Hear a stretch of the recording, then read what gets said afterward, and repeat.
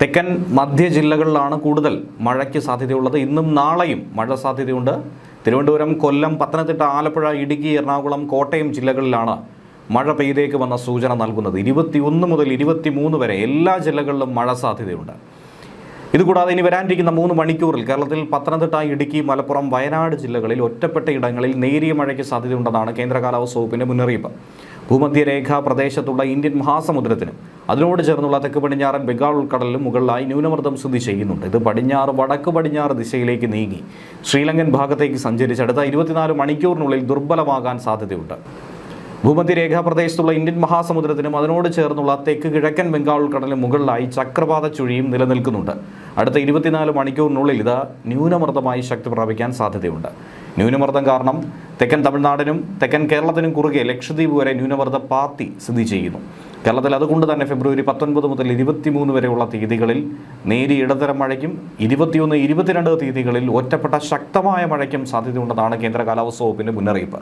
ഇതുകൂടാതെ തന്നെ ഇടിമിന്നൽ ജാഗ്രതാ നിർദ്ദേശങ്ങളും പുറപ്പെടുവിച്ചിട്ടുണ്ട്. പൊതുജനങ്ങൾ ഏറെ ജാഗ്രതയോടുകൂടി മാത്രം വരും ദിവസങ്ങളെ നോക്കിക്കാണും. കടൽക്ഷോഭം രൂക്ഷമാകാൻ സാധ്യതയുള്ളതുകൊണ്ട് അപകട മേഖലകളിൽ നിന്നും അധികൃതരുടെ നിർദ്ദേശാനുസരണം മാറി താമസിക്കണം. ചെറിയ വള്ളങ്ങളും ബോട്ടുകളും കടലിലേക്ക് ഇറക്കുന്നത് ഈ സമയത്ത് ഒഴിവാക്കുകയും വേണം. കടലാക്രമണത്തിന് സാധ്യതയുള്ളതുകൊണ്ട് തന്നെ മത്സ്യത്തൊഴിലാളികളും തീരദേശവാസികളും ജാഗ്രത പാലിക്കാനുള്ള മുന്നറിയിപ്പ് നൽകിയിട്ടുണ്ട്.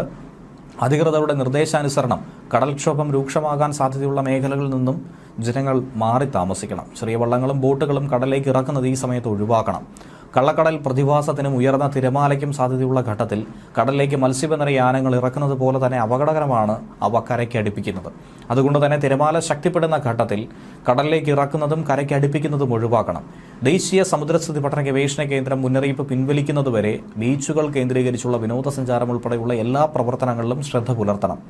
മത്സ്യബന്ധന യാനങ്ങൾ, അതായത് ബോട്ട്, വള്ളം മുതലായവ ഹാർബറിൽ സുരക്ഷിതമായി തന്നെ കെട്ടിയിട്ട് സൂക്ഷിക്കണം. വള്ളങ്ങൾ തമ്മിൽ സുരക്ഷിത അകലം പാലിക്കുന്നത് കൂട്ടിയിടിച്ചുള്ള അപകട സാധ്യത ഒഴിവാക്കും. മത്സ്യബന്ധന ഉപകരണങ്ങളുടെ സുരക്ഷയും ഉറപ്പാക്കണം. ബീച്ചിലേക്കുള്ള യാത്രകളും കടലിലിറങ്ങിയുള്ള വിനോദങ്ങളും പൂർണ്ണമായും ഒഴിവാക്കണം. തീരശോഷണത്തിന് സാധ്യത ഉള്ളതുകൊണ്ട് തന്നെ പ്രത്യേകം ജാഗ്രത പുലർത്തണം. ഒപ്പം ഇടിമിന്നൽ ജാഗ്രതാ നിർദ്ദേശങ്ങളും നൽകിയിട്ടുണ്ട്. ഇടിമിന്നൽ അപകടകാരികളാണ്. അവ മനുഷ്യൻ്റെയും മൃഗങ്ങളുടെയും ജീവനും വൈദ്യുത ആശയവിനിമയ ശൃംഖലകൾക്കും വൈദ്യുത ചാലകങ്ങളുമായി ബന്ധിപ്പിച്ചിട്ടുള്ള വീട്ടുപകരണങ്ങൾക്കും വലിയ നാശനഷ്ടം സൃഷ്ടിക്കും. അതുകൊണ്ട് തന്നെ പൊതുജനങ്ങൾ മുൻകരുതൽ നടപടികൾ കാർമേഘം കണ്ടു തുടങ്ങുന്ന സമയം മുതൽ തന്നെ സ്വീകരിക്കേണ്ടതാണ്. ഇടിമിന്നൽ എപ്പോഴും ദൃശ്യമാകണമെന്നില്ല. അതുകൊണ്ട് തന്നെ ഇത്തരം മുൻകരുതൽ നടപടികൾ സ്വീകരിക്കുന്നതിൽ നിന്നും ഒരു കാരണവശാലും വിട്ടു നിൽക്കരുത്.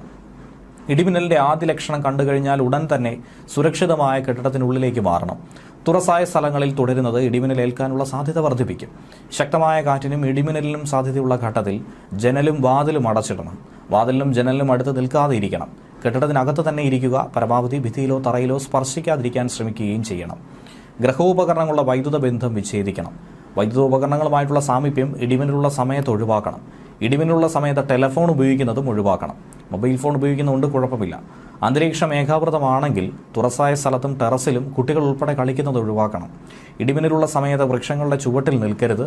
വാഹനങ്ങൾ മരച്ചുവട്ടിൽ പാർക്ക് ചെയ്യുകയും അരുത്. ഇടിമിന്നലുള്ള സമയത്ത് വാഹനത്തിനകത്ത് തന്നെ തുടരണം. കൈകാലുകൾ പുറത്തിടാതിരിക്കാനും ശ്രദ്ധിക്കുക. വാഹനത്തിനകത്ത് നിങ്ങൾ സുരക്ഷിതരായിരിക്കും. സൈക്കിൾ, ബൈക്ക്, ട്രാക്ടർ തുടങ്ങിയ വാഹനങ്ങളിലുള്ള യാത്ര ഇടിമിന്നൽ സമയത്ത് ഒഴിവാക്കി ഇടിമിന്നൽ അവസാനിക്കുന്നതുവരെ സുരക്ഷിതമായൊരു കെട്ടിടത്തിൽ അഭയം തേടുകയും വേണം. മഴക്കാറ് കാണുമ്പോൾ തുണിയെടുക്കാൻ ടെറസിലേക്കോ മുറ്റത്തേക്കോ ഇടിമിന്നലുള്ള സമയത്ത് പോകരുത്. കാറ്റിൽ മറിഞ്ഞു വീഴാൻ സാധ്യതയുള്ള വസ്തുക്കളൊക്കെ കെട്ടിവെക്കണം. ഇടിമിന്നലുള്ള സമയത്ത് കുളിക്കുന്നതും ഒഴിവാക്കണം. ടാപ്പുകളിൽ നിന്നും വെള്ളം ശേഖരിക്കുന്നതും ഒഴിവാക്കേണ്ടതാണ്. പൈപ്പിലൂടെ മിന്നൽ മൂലമുള്ള വൈദ്യുതി സഞ്ചരിച്ചേക്കും. ഇടിമിന്നൽ ഉണ്ടാകുമ്പോൾ ജലാശയത്തിൽ മീൻ പിടിക്കാനോ കുളിക്കാനോ ഇറങ്ങാൻ പാടില്ല. കാർമേഘങ്ങൾ കണ്ടു തുടങ്ങുമ്പോൾ തന്നെ മത്സ്യബന്ധനം, ബോട്ടിംഗ് തുടങ്ങിയ പ്രവർത്തികൾ നിർത്തിവെച്ച് ഉടനെ തന്നെ അടുത്തുള്ള കരയിലേക്ക് എത്താൻ ശ്രമിക്കണം. ഇടിമിന്നലുള്ള സമയത്ത് ബോട്ടിന്റെ ഡെക്കിൽ നിൽക്കരുത്. ചൂണ്ടയിടുന്നതും വലയെറിയുന്നതും ഇടിമിന്നലുള്ള സമയത്ത് അവസാനിപ്പിക്കുക. പട്ടം പറത്തുന്നത് ഒഴിവാക്കണം. ഇടിമിന്നലുള്ള സമയത്ത് ടെറസിലേക്കോ മറ്റു ഉയരമുള്ള സ്ഥലങ്ങളിലേക്കോ വൃക്ഷക്കൊമ്പിലോ ഇരിക്കുന്നത് അപകടകരമാണ്. വളർത്തു മൃഗങ്ങളെ തുറസായ സ്ഥലത്ത് ഈ സമയത്ത് കെട്ടുകയും അരുത്. അവയെ അഴിക്കാനും സുരക്ഷിതമായി മാറ്റിക്കെട്ടാനും മഴമേഘം കാണുന്ന സമയത്ത് ഒരു കാരണവശാലും പോകരുത്. ഇതൊക്കെ തന്നെ നിങ്ങൾക്ക് ഇടിമിന്നലേൽക്കാൻ കാരണമായേക്കും. അടുത്തുള്ള കെട്ടിടത്തിലേക്ക് മാറാൻ സാധിക്കാത്ത വിധത്തിൽ തുറസായ സ്ഥലത്താണെങ്കിൽ പാദങ്ങൾ ചേർത്ത് വെച്ച് തല കാൽമുട്ടുകൾക്കിടയിൽ ഒതുക്കി വെച്ച് പന്ത് പോലെ ഉരുണ്ടിരിക്കണം. ഇടിമിന്നലിൽ നിന്നും സുരക്ഷിതമാക്കാൻ കെട്ടിടങ്ങൾക്ക് മുകളിൽ മിന്നൽ രക്ഷാചാലകം സ്ഥാപിക്കാം. വൈദ്യുതോപകരണങ്ങളുടെ സുരക്ഷയ്ക്ക് വേണ്ടി സർജ് പ്രൊട്ടക്ടറും ഘടിപ്പിക്കാം. മിന്നലിന്റെ ആഘാതത്താൽ പൊള്ളലേൽക്കുകയോ കാഴ്ചയോ കേൾവിയോ നഷ്ടമാകുകയോ ഹൃദയാഘാതം സംഭവിക്കുകയോ വരെ ചെയ്യാം. മിന്നലാഘാതമേറ്റ ആളുടെ ശരീരത്തിൽ വൈദ്യുത പ്രവാഹമില്ല എന്നുള്ളത് മനസ്സിലാക്കണം. അതുകൊണ്ട് തന്നെ മിന്നലേറ്റ ആളിന് പ്രഥമ ശുശ്രൂഷ നൽകാൻ മടിക്കരുത്. മിന്നലേറ്റാൽ ആദ്യ 30 സെക്കൻഡ് എന്ന് പറയുന്നത് ജീവൻ രക്ഷിക്കാനുള്ള സുവർണ്ണ നിമിഷങ്ങളാണ്. അതുകൊണ്ട് തന്നെ മിന്നലേറ്റ ആളിന് ഉടൻ തന്നെ വൈദ്യസഹായവും എത്തിക്കണം. ഇടിമിന്നലിന്റെ ആദ്യ ലക്ഷണം കണ്ടു കഴിഞ്ഞാൽ ഉടൻ തന്നെ സുരക്ഷിതമായ കെട്ടിടത്തിനുള്ളിലേക്ക് മാറണം. തുറസായ സ്ഥലങ്ങളിൽ തുടരുന്നത് ഇടിമിന്നൽ ഏൽക്കാനുള്ള സാധ്യത വർദ്ധിപ്പിക്കും. ശക്തമായ കാറ്റിനും ഇടിമിന്നലിനും സാധ്യതയുള്ള ഘട്ടത്തിൽ ജനലും വാതിലും അടച്ചിടണം. വാതിലിനും ജനലിലും അടുത്ത് നിൽക്കാതെ ഇരിക്കുക. കെട്ടിടത്തിനകത്ത് തന്നെ ഇരിക്കുക. പരമാവധി ഭിത്തിയിലോ തറയിലോ സ്പർശിക്കാതിരിക്കാൻ ശ്രമിക്കുകയും ചെയ്യുക. ഗ്രഹോപകരണങ്ങളുടെ വൈദ്യുത ബന്ധം വിച്ഛേദിക്കണം. വൈദ്യുത ഉപകരണങ്ങളുമായിട്ടുള്ള സാമീപ്യം ഇടിമിന്നലുള്ള സമയത്ത് ഒഴിവാക്കണം. ഇടിമിന്നലുള്ള സമയത്ത് ടെലിഫോൺ ഉപയോഗിക്കുന്നതും ഒഴിവാക്കണം. മൊബൈൽ ഫോൺ ഉപയോഗിക്കുന്നതുകൊണ്ട് കുഴപ്പമില്ല. അന്തരീക്ഷം മേഘാവൃതമാണെങ്കിൽ തുറസായ സ്ഥലത്തും ടെറസിലും കുട്ടികൾ ഉൾപ്പെടെ കളിക്കുന്നത് ഒഴിവാക്കണം. ഇടിമിന്നലുള്ള സമയത്ത് വൃക്ഷങ്ങളുടെ ചുവട്ടിൽ നിൽക്കരുത്. വാഹനങ്ങൾ മരച്ചുവട്ടിൽ പാർക്ക് ചെയ്യുകയും അരുത്. ഇടിമിന്നലുള്ള സമയത്ത് വാഹനത്തിനകത്ത് തന്നെ തുടരുക. കൈകാലുകൾ പുറത്തിടാതിരിക്കുക. വാഹനത്തിനകത്ത് നിങ്ങൾ സുരക്ഷിതരായിരിക്കും. സൈക്കിൾ, ബൈക്ക്, ട്രാക്ടർ തുടങ്ങിയ വാഹനത്തിലുള്ള യാത്ര ഇടിമിന്നൽ സമയത്ത് ഒഴിവാക്കണം. ഇടിമിന്നൽ അവസാനിക്കുന്നതുവരെ സുരക്ഷിതമായ ഒരു കെട്ടിടത്തിനുള്ളിൽ അഭയം തേടുകയും വേണം. മഴക്കാറ് കാണുമ്പോൾ തുണികൾ എടുക്കാൻ ടെറസിലേക്കോ മുറ്റത്തേക്കോ ഇടിമിന്നലുള്ള സമയത്ത് പോകരുത്. കാറ്റിൽ മറിഞ്ഞു വീഴാൻ സാധ്യതയുള്ള വസ്തുക്കളൊക്കെ തന്നെ കെട്ടിവെക്കുക. ഇടിമിന്നലുള്ള സമയത്ത് കുളിക്കുന്നതും ഒഴിവാക്കണം. ടാപ്പുകളിൽ നിന്നും വെള്ളം ശേഖരിക്കുന്നതും ഒഴിവാക്കുക. പൈപ്പിലൂടെ മിന്നൽ മൂലമുള്ള വൈദ്യുതി സഞ്ചരിച്ചേക്കാം. ഇടിമിന്നൽ ഉണ്ടാകുമ്പോൾ ജലാശയത്തിൽ മീൻ പിടിക്കാനോ കുളിക്കാനോ ഇറങ്ങാൻ പാടില്ല. കാർമേഘങ്ങൾ കണ്ടു തുടങ്ങുമ്പോൾ തന്നെ മത്സ്യബന്ധനം, ബോട്ടിംഗ് തുടങ്ങിയ പ്രവർത്തികൾ നിർത്തിവെച്ച് ഉടനെ തന്നെ അടുത്തുള്ള കരയിലേക്ക് എത്താൻ ശ്രമിക്കണം. അതിനിടയിൽ തന്നെ വേനൽ മഴയിൽ ചെറിയൊരു ആശ്വാസം ലഭിക്കുന്നതിനിടയിൽ തന്നെ സംസ്ഥാനത്ത് പകൽ ചൂട് ഉയർന്നു തന്നെ നിൽക്കും. ഉയർന്ന താപനില മുന്നറിയിപ്പ് കാരണം കേരളത്തിലെ 12 ജില്ലകളിലാണ് യെല്ലോ അലർട്ട് പ്രഖ്യാപിച്ചിരിക്കുന്നത്. ഇടുക്കി, വയനാട് ജില്ലകൾ ഒഴികെ മറ്റെല്ലാ ജില്ലകളിലും യെല്ലോ അലർട്ട് പ്രഖ്യാപിച്ചിട്ടുണ്ട്.